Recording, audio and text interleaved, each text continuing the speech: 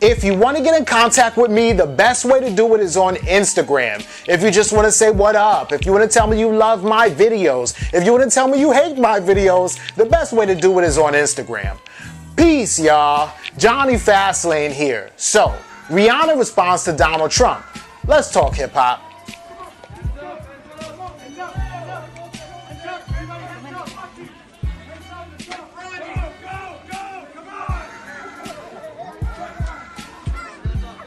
Hands up! All the line out there.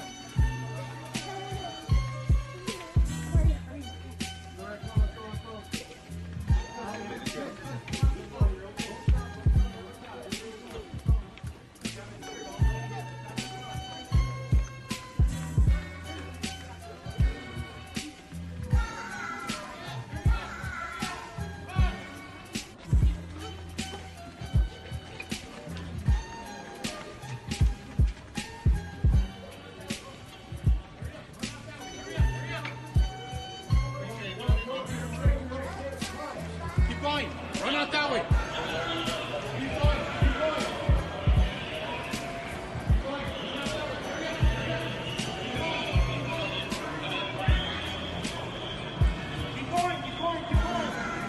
Yesterday, Donald Trump goes on Twitter like he always does, right? And he says, today's shooting in El Paso was not only tragic, it was an act of cowardness. I know that I stand with everyone in the country to condemn today's hateful act. There are no reasons or excuses that will ever justify killing innocent people, right? That's what Donald Trump said first. That was his very first reaction to the crazy killings in El Paso, Texas, right? And this was, I don't know if it was, well, it was a couple hours after the Dayton, Ohio thing too, but he didn't say anything about Dayton, Ohio at all yet, right?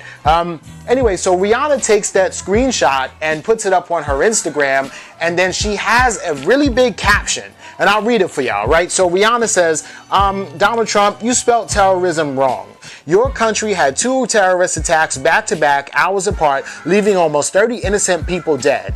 This is just days after another terrorist attack in California, where a terrorist was able to legally purchase an AK-47 assault rifle in Vegas, then drive hours to a food festival in California, killing 6 more people dead, including an infant baby boy. Imagine a world where it's easier to get an AK-47 than a visa. Imagine a world where they build a wall to keep terrorists in America. My prayers and deepest condolences to the families and loved ones of all the victims of Texas, California, and Ohio. I'm sorry for your loss. Nobody deserves to die like this. Nobody, right? So that's what Rihanna said, right? And Rihanna is talking straight facts, right? But this whole situation is crazy, right? Because where do we start, right? We all know that the whole reason why, there's mass shootings that happen mainly is because of like mental illness and hatred, right? Well, what's the motivator? A lot of times people, hate whatever situation they're in, right? The Columbine, and I'm taking it way back, it's like 1999, like 20 years ago, but the first mass shooting that I can really remember in my head, like off the top of my head, was Columbine shootings, right?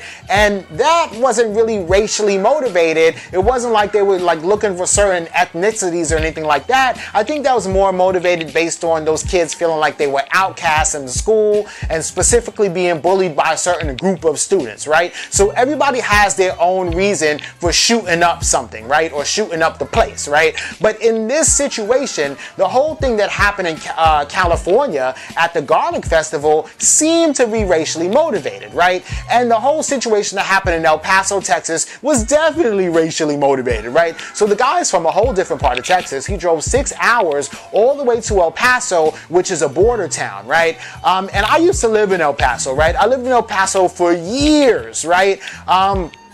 And the whole situation is, I mean, literally, everybody in Texas, El Paso, is Mexican. I mean, it's sort of like being in Juarez, right? The El Paso, Texas is so close to Juarez, Mexico, that you can just walk across the border. And that's literally what I used to do, right? I was in the Air Force, and I used to have my military ID, and it used to cost a quarter, 25 cents, to just walk across the border, right? So it was when I was young, like when I was 19, 18, when I was 20 years old. And you know, you can't drink in the United States until you're 21, but in Mexico, you could drink pretty much at any age as long as you could like see over the bar or whatever like that. So what I used to do was spend 25 cents, walk across the border, go drinking, and then just come walk back. It was literally like walking 2 blocks to the club or whatever like that, right? $10 to get in and then unlimited drinks. It was called Drink and Drown at this place called Tequila Derby. And if y'all know what I'm talking about, then you know. If you know, you know, right? But that's right across the border from El Paso and Juarez, Mexico, right?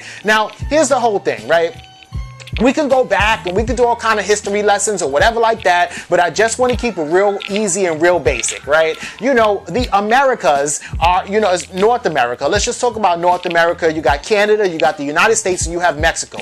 All one continent, all North America, right? So whereas Canada was conquered mainly by the French, right? And the United States was conquered mainly by the British and the English, Mexico was conquered mainly by the Spanish, the Spaniards. But all these people are from Europe. Spain's in Europe, France is in Europe, England is in Europe, Britain is in Europe. You get my point, right? But different European nations conquered the North America and they broke it up into 3 different parts: Mexico, United States, and Canada, right? But it's all one big land, right? So there were people here before, right? The Native Americans, right? And so just because, you know, a Native American happens to be here and then another Native American happens to be there, and then, you know, the British government or the Spanish government comes and draws a line and says, now this is going to be Mexico, now this is going to be United States. I mean, it's totally unfair, right? You're basically splitting the land and saying, no, now you're from here and now you're from there, which is crazy, right? Because Native Americans or Mexicans are really just Native Americans that know how to speak Spanish, right? And I ain't being crazy or anything like that. I'm just saying, like, you could go back and do the research, right? But the whole situation is that, yes, in El Paso, Texas, which is America, is filled with a bunch of Spanish Mexicans who really only speak Spanish, and you would kind of think that you're in Mexico if you were in El Paso, because that's the culture down there, right? So this racist guy comes all the way from wherever he was in Texas to El Paso to air out a Walmart, right? Which is the deadliest mass shooting this year in 2019 in America, right? He had a whole lot of racist rhetoric on his Facebook page before he went to El Paso and did this. And the racist rhetoric, he even used the same terms, same words, and the same kind of sentiment that Donald Trump used when he was saying that our borders are being attacked by illegal immigrants and attacked by Mexicans, right? But which is crazy because there shouldn't be a border there anyway. That's my opinion. There shouldn't be a border there anyway because all this is their land. None of us are supposed to be here. I came from, you know, descendants of slaves because I'm black, and y'all came from descendants of, you know, Europeans because you're the Native Americans. This is their land, and then we put a border and tell them, no, you can't come over here.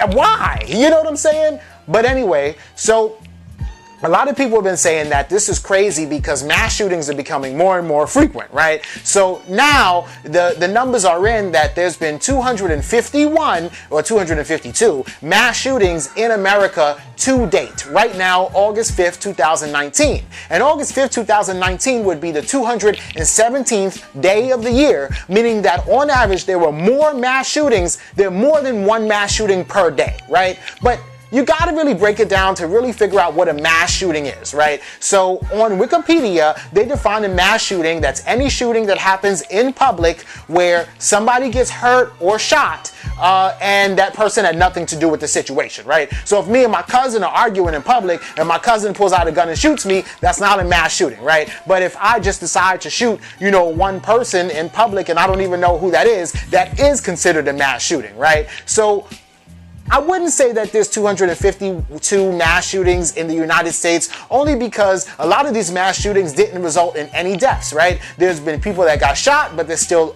alive. Matter of fact, yesterday, if you want to consider something a mass shooting, and the list is on Wikipedia, August 4th, there was a mass shooting right here in Brooklyn and Crown Heights. 4 people got shot. None of them are dead, though, but it was 4 people in the public who got shot, so they consider that a mass shooting. But I wouldn't consider it a mass shooting. What I consider a mass shooting is a shooting that happens where 3 or more people are getting killed, right? And that means that takes it down to 3 mass shootings this year in the United States, which is still a lot, right? 1 mass shooting in the United States is a lot, right? You got the one in California, the one in El Paso, Texas, and the one in Dayton, Ohio, right?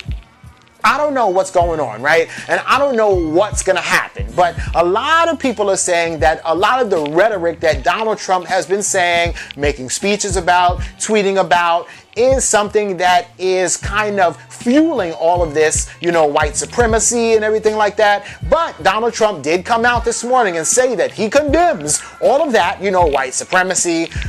He said that he condemns, you know, hate speech. And he also said that America is no place for any kind of hatred against anyone. He did say that, but he stopped short of saying, you know, that maybe his sentiment or his rhetoric fueled some of these attacks, right? And of course, you know, Donald Trump's not going to sit there and blame himself. Plus, he doesn't want to go too far off the edge when, you know, election year is next year and he needs those votes too, right?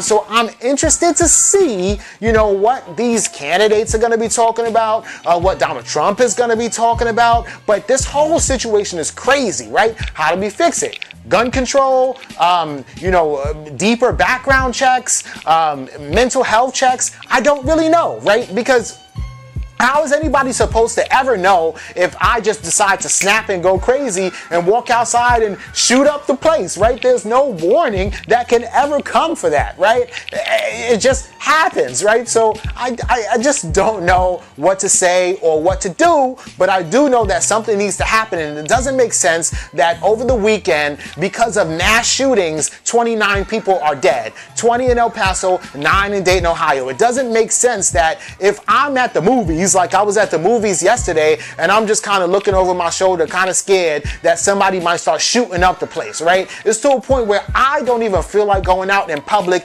at all. Like if I'm in a festival, a square, a concert, or none of that. Like I don't want to go out in public at all. Like I just want to sit in my car, sit in the crib, you know, do videos on YouTube, and, you know, just stay away from crowds type shit, right? Because this is insane, right? I don't know. Usually I know I talk about hip hop, and this is not really hip hop, but I could not, you know, just sit around and talk about Alexis Sky and not address what's really going on in the country. So I had to do this video. Let me know what y'all think in the comments down below. Don't forget to like, comment, share, subscribe, and make sure y'all follow me on Instagram at Jonny Fastlane, that's Jonny, and y'all already know what to do. Peace.